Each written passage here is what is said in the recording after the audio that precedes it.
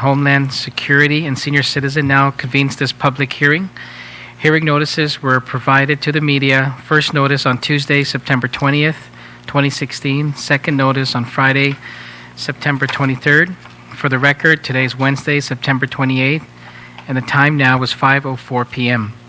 The committee will hear and accept testimonies, both oral and written, on Bill 343-33, an act to repeal and reenact Article 24 of Chapter 12, Title 10, Guam Code Annotated, relative to strengthening the provisions of the Joaquin Casey Conception II Compassionate Cannabis Use Act of 2013, and Bill 344-33, an act to add a new Sub-Article 1 to Article 24, Chapter 12, Title 10, Guam Code Annotated, relative to adding home cultivation provisions to the Joaquin Casey Conception Compassionate Cannabis Use Act of 2013. I'd like to acknowledge the senators who are present with me this evening. Senator Tina Muña Barnes, to my left, to my right, Senator Rory Respicio, Senator Tom Atta, and Senator Nervis Underwood. Thank you very much for joining us and being here. Also like to recognize former Vice Speaker Ted Nelson. Thank you very much, sir, for being here. We'll take testimonies on both bills. If you want to testify on both bills, you can do that at one time. If you have any written testimonies, I ask that you submit it to the committee so that it can be part of the record. Before I recognize the sponsor of both bills, I'd just like to acknowledge her, Senator Barnes, for taking the lead in this initiative. The committee has appointed her chair of the subcommittee that took these two bills and went out to the public and conducted several public hearings on the measure, informational hearings, to be able to get as much input from the community. And so from those informational hearings, she has submitted a report which would be part of this committee report that with her revisions, her substituted revisions and amendments she'd like to see on the version as is. And so we would incorporate that, and I'm sure she would discuss some of those in this public hearing today. And so now we'll move forward and call those who wish to testify. We have... Oh, yeah, I'm sorry. Go ahead and I'll acknowledge you, and then we'll call up the individuals. Senator? Si Diyos Masi, Mr. Chair, and I want to extend my undunklo na si Diyos Masi for having you give me the opportunity to be a subcommittee chairperson and take bills 343 and 340 out to the public. As you know, we've had numerous hearings, and we also had hearings in the north, central, and south. We also brought it home, the public hearing here, and we've also had several presentations to the public, including the Rotary Clubs and to the University of Guam, and some discussions with several of the mayors in the community. I want to thank everybody for being here this evening, and also my colleagues for taking time out of their busy schedule to be here. Many of you are familiar with these measures by now, and I want to say that both bills will look at clarifying the definitions, safeguarding a patient's right to privacy as it relates to its records, improve patient access to medical cannabis, and provide clear guidelines for the medical cannabis program. I want to note for the record that we have added a lab testing requirement, which is a crucial element to the program that will ensure that any medical cannabis that is consumed in the territory will be medical grade cannabis. It would be safe. These measures are a start and or something our medical cannabis program can be built off of. I want to share with you that every state's program is different, and we as a committee must look into what will work for on our island, and we can only do that when we get this program implemented. And as we are, Mr. Chair, near the finishing line, I'd like to ask that we get our program finally implemented, and that we also take the time to look at the community and again continue to hear their input. On 344, it does talk about the access to cannabis through home cultivation, And again, during all the public hearings, that was a topic that was brought up, and it would allow patients to access medical cannabis privately and affordably by having them cultivate medical cannabis affordably as an alternative to purchasing that. So, in a nutshell, Bills 343 and 344. So, thank you again. Thank you very much, Senator. I'd like to also inform the public that the committee had reached out to our physician community. We've had meetings with them. We've invited them for this evening's public hearing as well. I'm sure we would be receiving some written testimony from them if they don't appear before us this evening. We've said all along that this was a mandate by our people, that was voted by our people, so we need to move this forward. It's taken, it's taking some time, but I believe this is what is needed to really establish an effective rules and regulations to make it happen.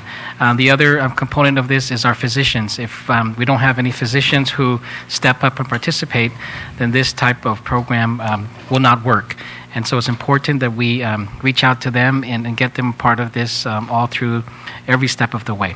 Okay, so we'll go ahead and, Senator Mary Torres, thank you for joining us this evening.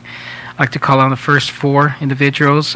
Lisa Dames, Vice Speaker. I would give mine. Okay, okay, Talina Nelson.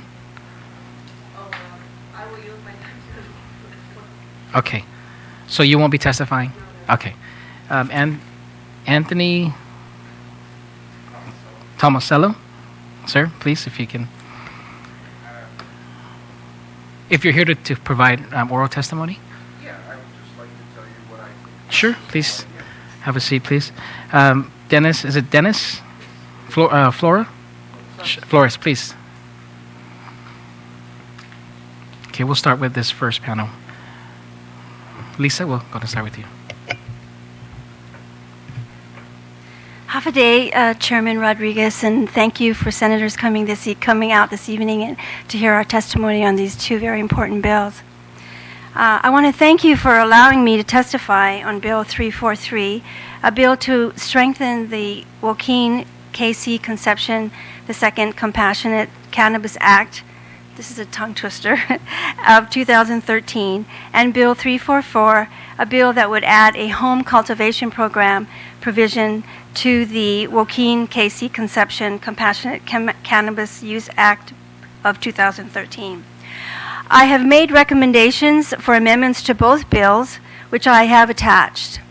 My research was based on statutes that govern medical marijuana from California, Arizona, Hawaii, and also the website for the National Conference of State Legislatures, with the majority of my recommended amendments incorporated into the bill from those statutes.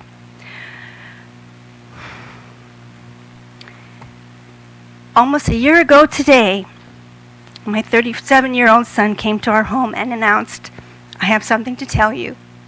I have cancer." As a mother, those words will haunt me every day.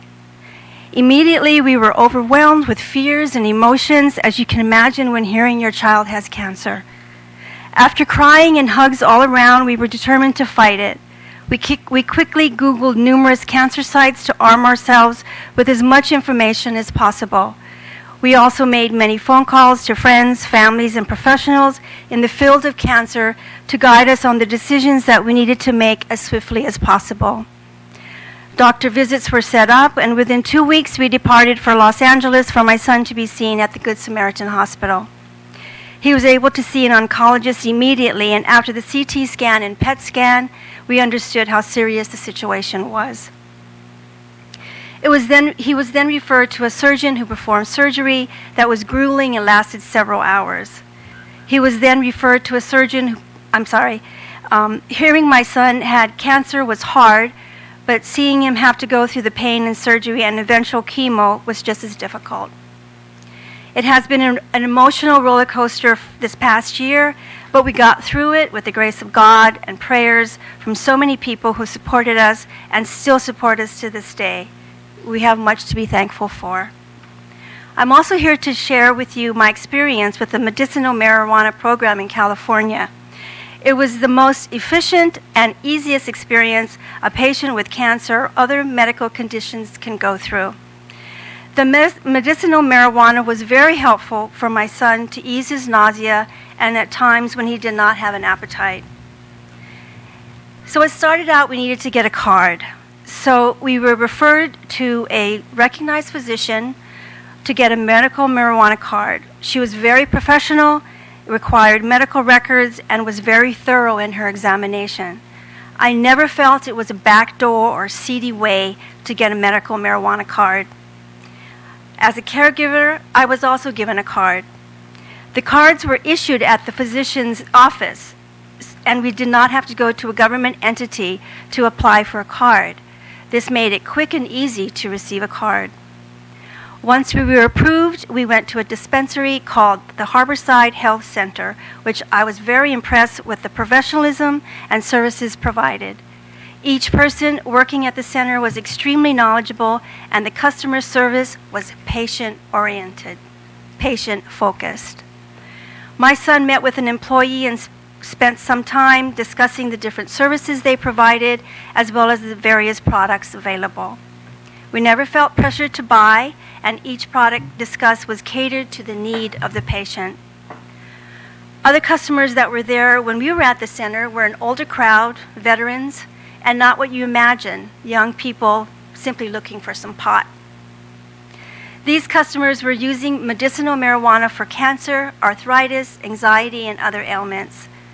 The facility was well secured, and you could only gain access with a card. No card, no access. After reading Bill 343, I don't see this bill as patient-focused. I understand that the government must provide ways to implement the program in a way that protects the public. However, I believe there could be ways to accomplish this and still ensure that patients can access the product in a safe and efficient way. I've made several amendments to both bills, as well as questions in hopes to improve the end result. In fact, I've gone through every section of the bill and made comments and or recommendations, and I think that's just part of me working in the legislature, going through the bills. Because of time constraints, I'm not going to go through the bill section by section. However, I would like to highlight the areas that I think are significant to improve the bill. And please note the recommended amendments are in parentheses and underlined as when necessary in the draft bill. So my comments on the first bill, 343, and my recommended amendments are reflected in the bill. The first thing is, these are just simple things that could be easily corrected, but the formatting of several sections could be reviewed. There are problems with alpha and numerical sequences. I've made those recommendations in the sections identified. I amended a few definitions to strengthen them. I removed some sections that I felt were repetitive or not necessary, added new definitions under debilitating medical condition.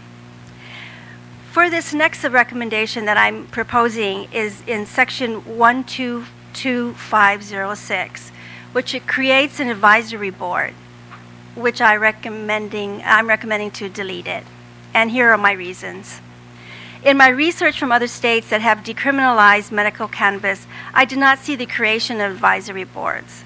Historically, on Guam at least, advisory boards can hinder a department from moving forward with policies set forth to advance their objectives. In this proposal, the advisory board has 11 members from various departments and agencies, and I feel like delays in appointments of members or reappointments oftentimes prevents the board from meeting because of lack of quorum or other reasons, thereby delaying important, timely decisions that must be made for the program to be sustainable. I felt like some of the duties proposed in the advisory board can be done by the department. For instance, I added a section in section 122503, subsection D3, to allow the public to petition the department if there's a need to add a debilitating medical condition. This was previously one of the duties of the board. I believe if you give the department the full authority and powers to comply with the policies set up for this program, it would better serve the qualifying patients and their caregivers. This is a sensitive issue that affects people who are in need of medical care to relieve pain in various methods, in this case, medical cannabis. It is my opinion that the patients could be better served if they do not have obstacles or delays to receive the services that are proposed in this section and to create an advisory board. In this next section, 125507, I also recommend some amendments. And because of my experience in California with the Harborside and how easy it was to get an ID card, I am really a strong proponent of ID cards versus written certifications that the qualified patients have to carry around. So the first thing I thought was that this section is a little bit confusing. It says no later than 9 months after enactment and after consultation from the advisory board, the department will promulgate rules in accordance to the AAA. Again, this would delay the implementation of this program. If we want to truly get this program moving and not add impediments for its success, I recommend this section be amended. Let's remove the process of having to go through the AAA and detail how the department should issue registration cards. We know that the AAA process can take up to years sometimes to complete. This section also had the appropriation for the implementation of the program, and I felt it was sort of out of place, so I added a new section, 122529, to allow for the appropriations, which is separate from this section. The amendments I am proposing in section 125507 will delineate how identification cards are issued to qualifying patients and their caregivers.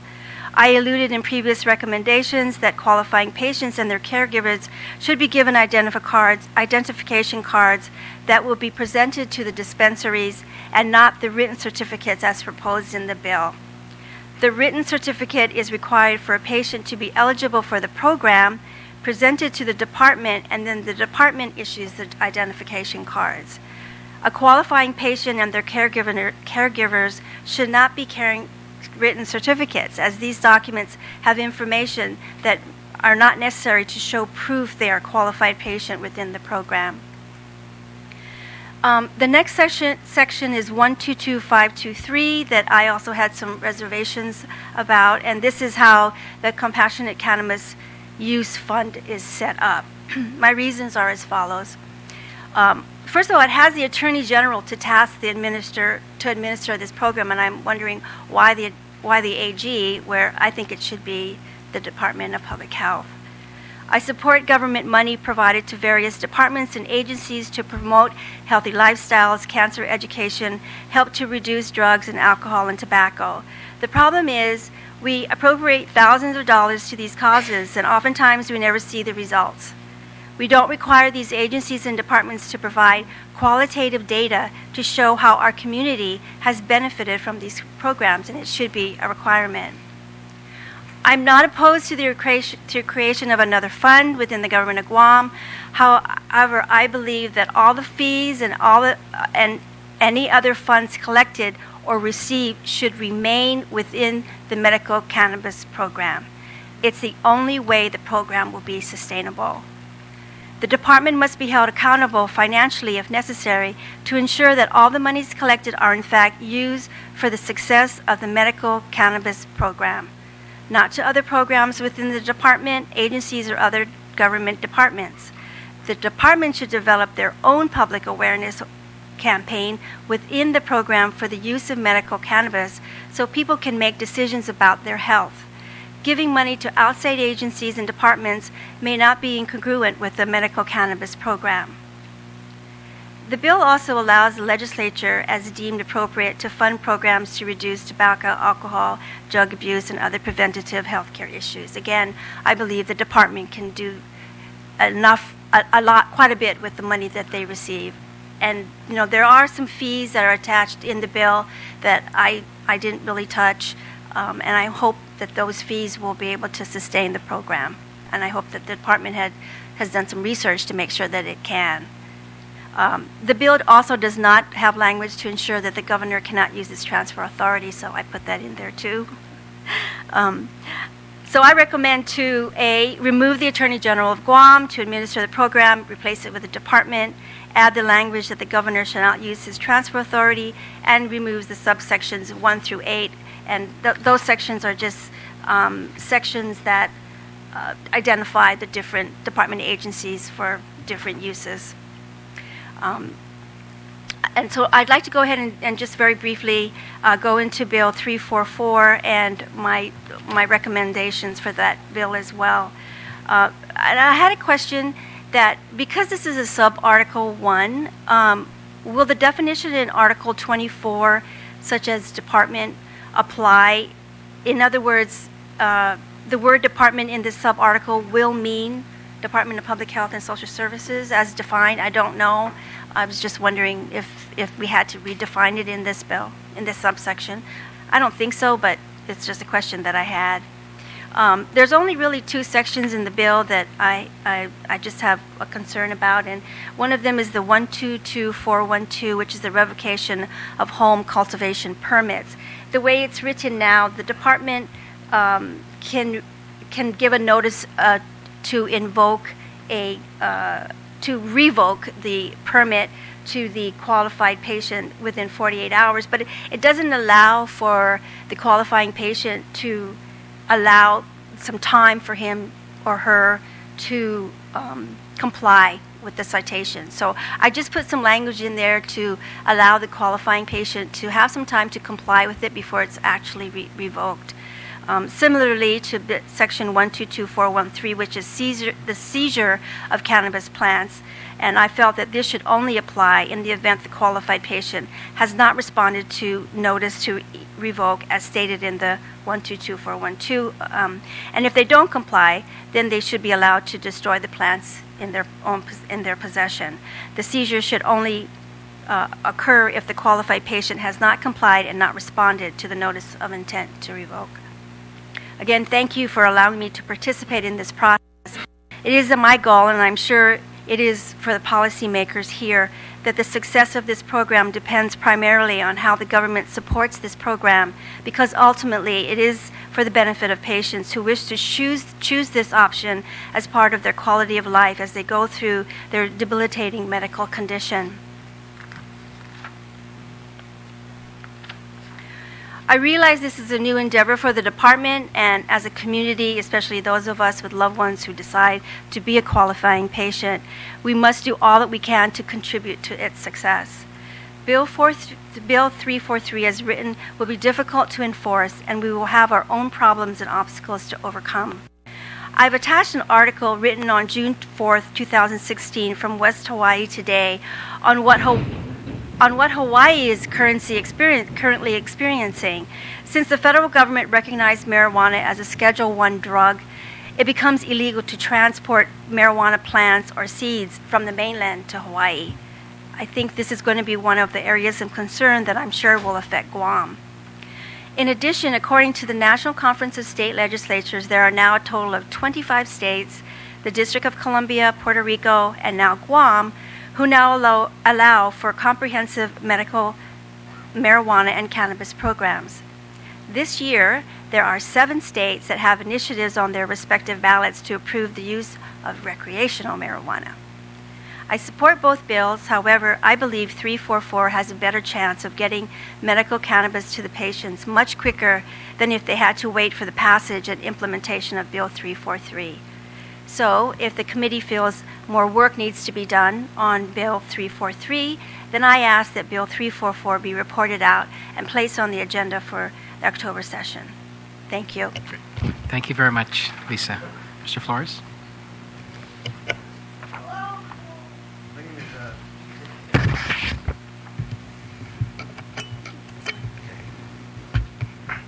My name is Dennis Flores. I'm new on the island. I've been here a year.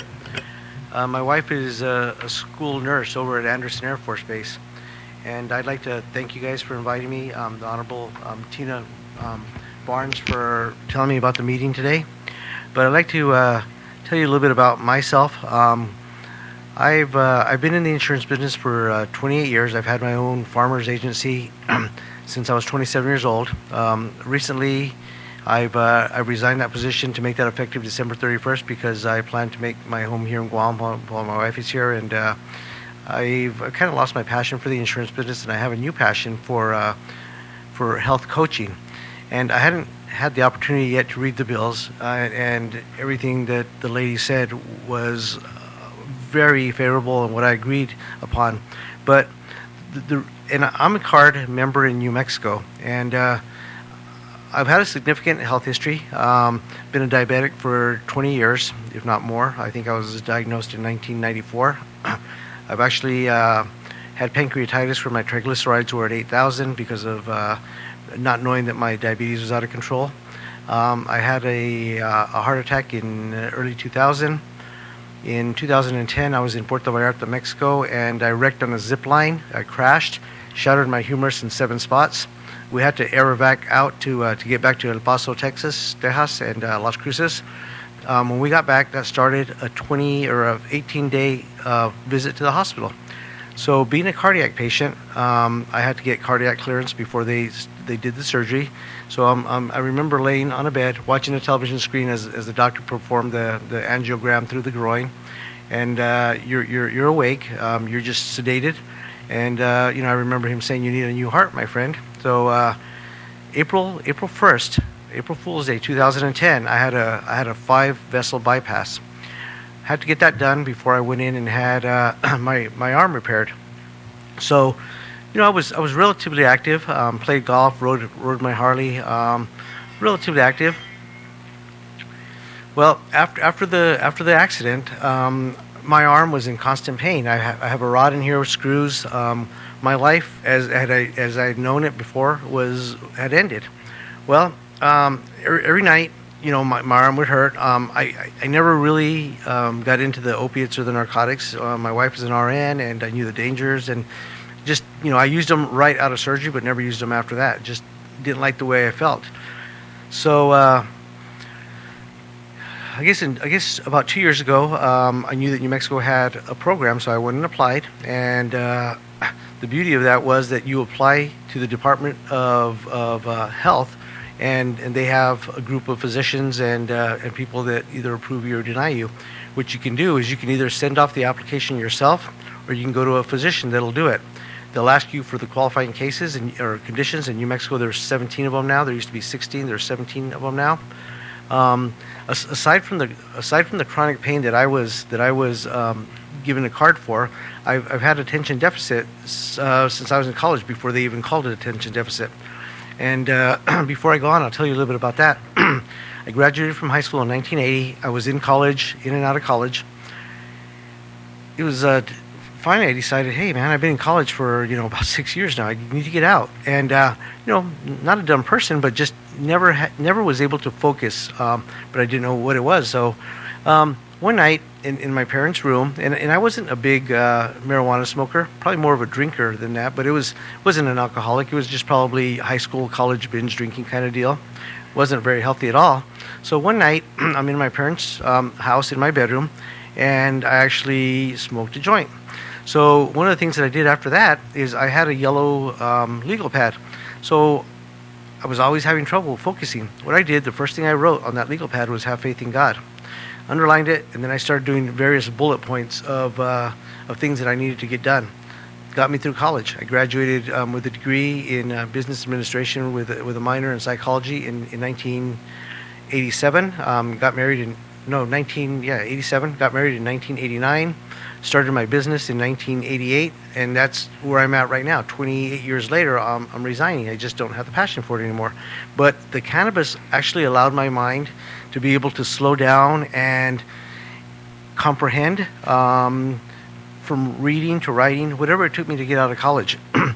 Well, after I had the accident, I decided to go get my card, and I found that and I only used it by choice. I could use it whenever I wanted to. I was self-employed. I could, kind of do it whenever, but I only used it at night, just because of the fact that I felt more comfortable and I was able to relax. So at night I would medicate either with smoking just a couple of little hits, or I would use the edibles.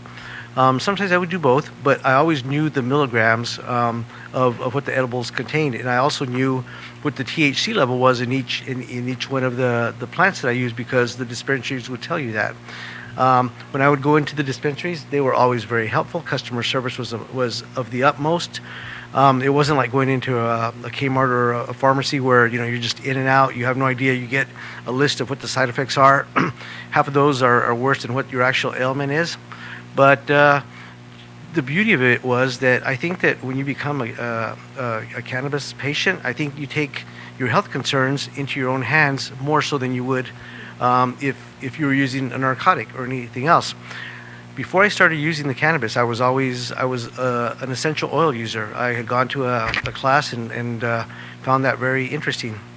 So used essential oils. I was using the cannabis. Last year, my son introduced me to another product, another nutraceutical, Kyani, that all three of them together is amazing. I mean, my life has changed dramatically. I was on island last September, stayed here till December, went back, was using all three of the products. All of a sudden, I start feeling like, wow, I really want to exercise. I really want to change my life. At that point, when we first came here last year, I was, I'm 5'5", 5'6". I was weighing pretty close to between 190 and 200 pounds. Well, after I started using them all together, my blood sugar went down. For one, I was on 60 units of Lantus a day. I cut that down to 20 units of Lantus. I lost weight. I was down to about 174, 175. And all of a sudden, I felt like, God, I want to start exercising. It was an awesome thing. So I came back out here in April. I met my wife in Tokyo. We went and spent some time for spring break. Came back over here. Immediately, I started riding my bike that I had brought back in September. I hadn't used it up to that point. I went out to the golf course, started hitting balls again. I hadn't ever been able to hit. I still haven't got on my Harley. It's back home. But I started hitting balls without doing anything aside from just working out. First time I was swinging, I was hitting 150 yards for a guy with a rod in his arm with no pain at all. I was expecting pain. The first time I hit, I thought, well, let's see what's going to happen. Perfect. I mean, no pain. Went home that night, not sore, anything at all. So the product, the cannabis, and obviously I can't use it here, but I use the other two nutraceuticals because I live on an Air Force base, and I don't use it here. But what it's done for me is incredible. It's helped my attention deficit. It's helped me to lose weight. I've started researching it. There's studies out there that show that cannabis can actually help you lose weight. It can actually help people that have addictions to other substances. It can help them be treated for that and actually decrease their substance abuse. It's shown to kill cancer cells in the laboratory. It helps with Parkinson's. It helps with any of the debilitating neuromuscular diseases. I've studied that. I have a passion for it, and I think that it's incredible. It's been used for many years, hundreds of years. But the fact was, in 1934, when they did Reefer Madness, was the fact that all of a sudden they wanted to change the dynamic of people using it, to not allow them to use it. First of all, it was generating money to for as they criminalized it. So from that point on, all of a sudden they started putting out the documents of Reefer Madness. It freaked people out. So from 1934 to now, we have several generations of people that all of a sudden bought into that and think that it's bad. I'll share something kind of personal. My mom is she's had different health concerns. A lot of them just for not taking care of herself. But she became addicted to narcotics. At one point, she was having a seizure because she had allergic reaction to oxy. Well, I had already had my card, and I told her, Mom, go apply for your card. She did.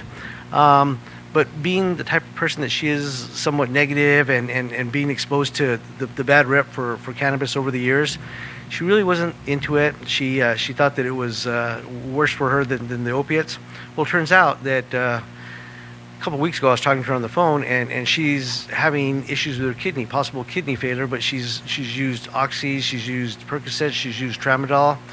Those things that have affected her kidneys. She's not diabetic. It's because of the medication. She's not an alcohol abuser, nothing like that. But it's because of the fact that she's been prescribed narcotics by her physicians. the use of overprescription of narcotics in the United States is outrageous. I mean, people die every day from narcotics. There's not a one documented case of anybody dying from an overdose of cannabis. You couldn't smoke enough cannabis for it to kill you.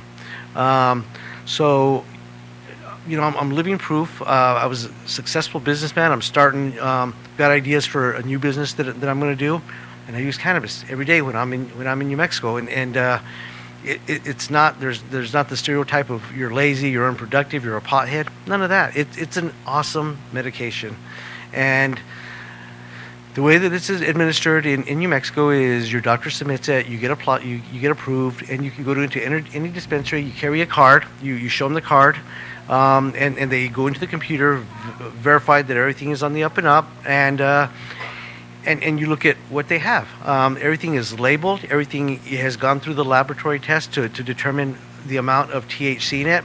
They actually sell some cannabis that is very, very low on the spectrum for THC, and it has CBDs, which is the anti-pain properties. It does positive things for the cannabinoid system that we all have in our body. The plant has got a bad rep for obvious reasons. There's tons of people in prisons and in jails for using a plant medicinally, and it's time for that archaic mentality to change. So I think that you guys here are on the cutting edge. As she said, there's 23 states that have approved it. So I think that I've learned quite a bit about the island. There's a lot of there's diabetes, there's cancer because of the different contaminants around the island.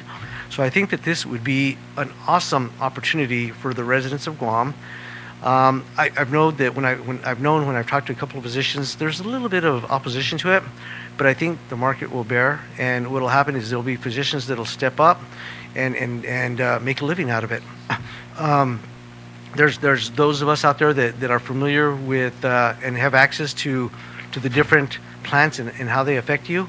I myself wouldn't mind being an educator for a physician that is busy serving his patients, and kind of being a guide and kind of being a coach on somebody that has never used it before on how to use it, where to find their own research, how to take control of their own destiny. And because now that I use the oils, I use my other nutraceutical, and when I use my county, when I'm back in New Mexico, I feel like I have a control. I have control of my health. And when somebody can take control of their own health instead of having to go to a doctor all the time, don't get me wrong, nothing wrong with Western medicine, but when somebody can take control of their own health, I mean, it's a difference where all of a sudden they're taking an active role. If you go into the doctor and the doctor says you got to take these and these pills, you take them because the doctor says. You're just doing it for that reason.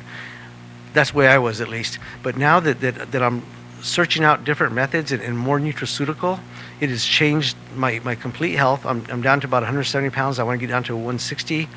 I have setbacks where all of a sudden my hemoglobin A1C will go up, but I'll focus again and I'll bring myself back to the point where I'll get back in line. On the island, I don't know what the statistics are for overdose with opiates. I'm sure, like anybody else, it follows the same kind of numbers. So it's an amazing product. So I think that you guys should fine tune with people like her that know. And it was obvious that she's done her homework. I hadn't had a chance to read the bills yet because I was just spoke to the senator today. I will go back and do that, but I think don't make it so restrictive. Just make it where the people can use the product, get it into their hands, and it'll blossom. It'll take off. It'll grow. It'll nurture itself, and all of a sudden the stigmatism of marijuana, of weed, of pot will go away. More physicians will jump on board. I can tell you this: in my home city of Las Cruces, New Mexico, now there used to be a couple of doctors. Now there's doctors in town that are doing it full time. They're seeing people and sending off the applications. There's so many people applying right now to the 17 conditions. It's taking about 6 weeks, but that's just because of probably the Department of Health isn't quite staffed to get there. But it's done wonderful things for me, and I think that you guys would benefit from allowing the residents of Guam to do that. I've heard a figure that there's up to $52 million of illegal marijuana being sold on the island. Can you imagine the tax base on that and how that money could help the community, how it could help the program? But that money needs to be used correctly. It can't be siphoned off to other things. Use it for education. Use it for teaching people to manage their other chronic illnesses. I'm very blessed to have the opportunity to be here. The other day, I saw something online on Facebook about a program that Guam Regional City is teaching classes for people that have chronic illnesses. I'll be there. There's 6 of them. It's an awesome opportunity. So, and ordinarily, I probably wouldn't have done that, but because of the fact that I'm taking my health into my own hands, if I need to see a doctor, by all means, I'm not a fool. I'm going to go see a doctor. But when now that I'm able to do this, I guarantee it's changed my mentality 100%. I want to stay healthy. I've got grandbabies that I want to, see get married and do all the little things in their life. So, I'm not a slacker by any means, as the old wives' tale or old stigmatism was that potheads were slackers. Not the case at all. Use it in a responsible manner. I think that the potential for people to abuse it is there. I mean, those that are going to be addicted to it. By addicted, I mean using it all the time. They would either do so by alcohol, they would do so by food, by sex, by porn, whatever. But those people, I think, have a propensity to become addicts. But there's other people that legitimate uses, and that's where I'm at. And I think that it should be set up responsibly. As far as the cultivation, I used to have that on my license where I could cultivate.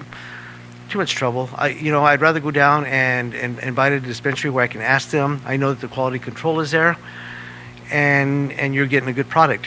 One of the things that when you get this going is the fact that you're not going to have people out there selling it on the black market illegally, where you don't know if what chemicals have been put on it, how it affects. And I'll tell you this: before I got my card, when I would buy it on the streets in New Mexico, there was definite difference. You can definitely tell it's medicinal grade. I mentioned earlier that I used to drink alcohol. Was an alcoholic. I drank, when we'd go out or something.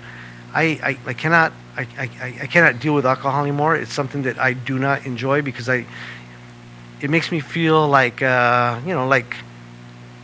that I don't want to be. I either want to fight or yell or just alcohol has different effects on different people.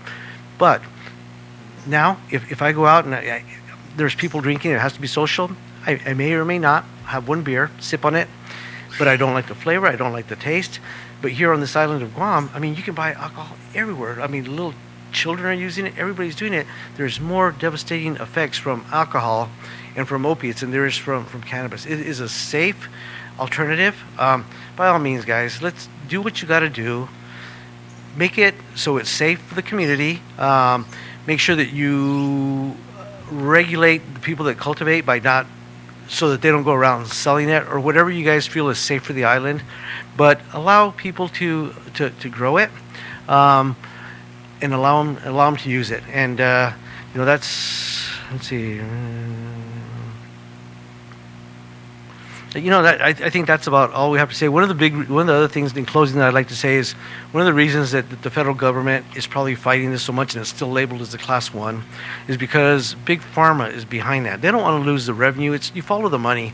They don't want to lose the money that they're making on the opiates. The people that design or that own the opiate business, they're billionaires. Do they care if anybody dies? No, I think not. They don't care about that. It doesn't affect them. So it's all about the money. So make it where people can use this as a safe alternative, and I think that the island will see tremendous benefit. Healthier people, great for the tax base. Just make it happen. Don't regulate it as much. The Attorney General, I mean, I didn't even know that, but that's ludicrous. The Department of Health should have standards. I know that for a fact, if I go in there and buy something at the dispensary in New Mexico, they'll track it. And just for curiosity, I wasn't buying a lot of the plant, but I asked them just because I was curious about it. Do they report it? And they said only if the person buys a certain amount within a certain period of time do they report it. Set it up like that, where they have you guys or whoever the governing body is has an idea if somebody's getting too much for their needs and possibly selling, set it up like that, but don't put so many restrictions on it where you're making it where it's difficult and people will just automatically turn to getting it on the streets or going back to the opiates. You guys have an awesome opportunity here. I encourage you to please just get it going. The bugs will work itself out. It'll be fine. Nobody's gonna get hurt from this. The physicians will come on board, and maybe, I mean, there's physicians out there that I'm sure would love island life that would come out here as nutraceutical docs that would start the program by submitting the applications. The other docs will see that it's not hurting anybody, that's actually helping. They'll jump on board, and that's what's happened in my community that I know. And you know, my insight is limited just from being a patient and seeing what I see when I go into the dispensaries. And they treat you awesome. Now, the people in there are educated. They're not trying to push anything on you. You kind of, you know, you just ask them what what you're trying to achieve, and they'll help you with that. They'll tell you about the different strains. There's enough strains out there for a lot of things, guys. So, you know, it's great for the island. So I think do what you got to do. Okay. Do the right decision. Great. Thank you very much, sir, You're welcome. for your testimony. Hi, Sir. my name is Anthony Tomasello, and a small business owner here on the island. I come from California and Washington State. I was a resident of Washington State for 31 years, so I've had an opportunity to be on both sides of the law on that particular point. When I got older, I realized certain realities about cannabis. I ended up having a work-related injury that kept me disabled for close to 8 years. And during that time, I suffered the effects of the opiates, the Percocets, the Oxycontins, Tramadol. Literally just got off of Tramadol last year for fear that there was going to be some problems with the kidneys and stuff like that. During the time in Washington is when I became a medical marijuana patient. Actually cultivated my own for a time. I agree with him, it's a hassle. At the time, they didn't have dispensaries in Washington State, so it was really the only option, the legal option that we had. But when I moved to California, I was on the tail end of my disability, and I guess what I'm sharing with you is the positive effects that the CBDs aided me in. A lot of the side effects of the opiates were killers for me. I mean, it brought on everything from depression to anxiety to, poor judgment, things like that. When I partook of the medical marijuana, things cleared up, felt a lot better. Pain was decreased, functionality was improved. There was a point in my life where I didn't think I was going to be able to hold my son. Because my arm was completely wrecked. So I am very thankful for the things that medical marijuana has allowed me to achieve, both in my physical and emotional and mental capabilities. I too share the feeling, as this gentleman does, of the clarity that comes from it. One of the things that I've noticed is I am able to slow down as well, make better choices.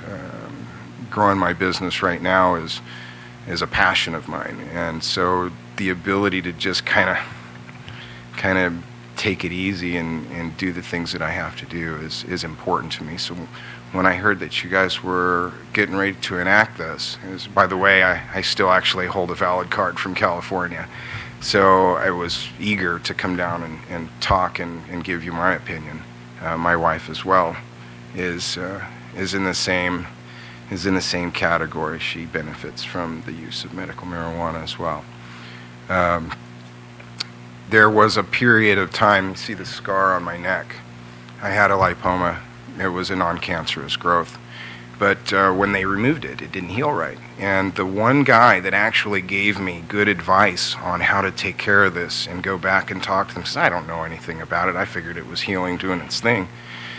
But it was my medical marijuana doctor when I went in to renew my card. I mean, this guy fought tooth and nail for me. And as you can see, it healed up well. So I am really pro medical marijuana, and I think that the doctors that that facilitate that have a heart for the patients. At least that's been my experience. There are a number of things that come to mind when I think about these doctors and how they do it. In California, it's a little bit different than the way they do it in New Mexico, from what I was hearing this gentleman say. It consists of just a doctor's visit from a guy, and you bring your case to him with medical documentations. Of course, I had 8 years of documentation of a disability to be able to qualify under California's law, and that's how we were able to obtain our cards and then deal with the dispensaries. I very much enjoyed going in there and seeing the different levels of CBDs or THC levels in the products. The way they had separated them and educated the public when they came in was very helpful in making choices whether we wanted edibles. I suffer also from RLS and chronic insomnia. That goes back to days when I was a very bad drug addict. And I believe that I'm suffering those effects as a result of those days. So when I was finding out that medical cannabis actually helped those issues that I dealt with, well, imagine my surprise. So I was very thankful for that. So I'm grateful that you guys are doing what you're doing, and I support both bills. Some people actually just love gardening, so if they're into that, so be it. Maybe they can be good suppliers to the dispensaries. Thank you for your time. Thank you very much. Senator Barnes, I'm going to allow you to, if any questions. Okay, Senator Adam. Do you drive when you have taken cannabis? No, we try not to. You try not to, but you have gotten. I have in the the past, yes. Okay. How does that affect your ability? It depends to on react? honestly, it depends on what you're doing. If you're taking an edible for CBDs, you're getting no THC effect, or very, very minute amounts. If you look into some of the products that use the CBDs, they're very, like, less than a tenth of, it's 0.3 milligrams or something like that in terms of how their THCs are. And THC is a psychoactive element. So that's the one that'll give you the high and possibly give you the potential for maybe making a poor choice. But when it comes to driving, I think it's important that we limit that particular activity when you take THC. Okay. How about you? Do you drive when you? Yeah, you know, I'm just going to lay it out here on the table. I've in New Mexico, and like I said, I don't drink anymore. But in New Mexico, I have driven under the influence of alcohol, and I knew that it was a poor choice. And I knew that I wasn't able to drive. Bad decision. I have driven several times, often when I'm under the influence of THC. And what it does for me, like I mentioned earlier, what it does for me, it allows my mind to slow down, and I'm actually a lot better of a driver because I'm able to pay attention. It kind of, if you've ever heard of an athlete that when they talk about being in the zone, that's kind of what it does for you. That's kind of what it does for me. It allows me to be in the zone, be very cognizant, be very aware of my surroundings, and whether that be a good decision or a bad decision, I'm not here to judge that, but I can tell you, since you asked the question, yes, I have, and I've actually know the difference that if you drive with alcohol, bad choice. I've driven under THC, and I drove fine because of the fact that I felt like I was in the zone. So that's the answer to that question. One thing that I was going to share after I was listening to him is this summer when I was back in New Mexico, for the last 4 or 5 years, I had an ugly nevus on my back. I'd shown it to my dermatologist, and he just said, keep on watching it. And so this summer when I was there's an oil out there called Rick Simpson oil. Rick Simpson is a gentleman out of Canada that developed, that what they do is they just get the THC oil, and they make it a very potent tarry substance that it is. So you don't smoke it. You don't. You can ingest it like a small amount in a capsule, or you can rub it on an affected area. Well, I had this ugly nevus that was. I was looking at it online and looking, and it looked like it could possibly transform into a carcinoma. So what I was getting is a little bit of the THC oil, the Rixenstrol, putting it on the nevus, and my wife would put a Band-Aid on there. I'd leave it on there for 24 hours. I started that July 2nd. We'd taken our grandkids up to Albuquerque to go to the zoo and go have a good time up there. So that was the first time I had done it. That doesn't have any type of an intoxication effect or anything because it's just topical. You can take that internally, and it's got great benefits for that. 30 days later, what happened was this ugly nevus that was raised, and when I showed the picture to my personal care physician in Las Cruces, he said, "Boy, that's an angry-looking thing. I would have had it lanced off." I'd never shown it to him. I showed it to my dermatologist. He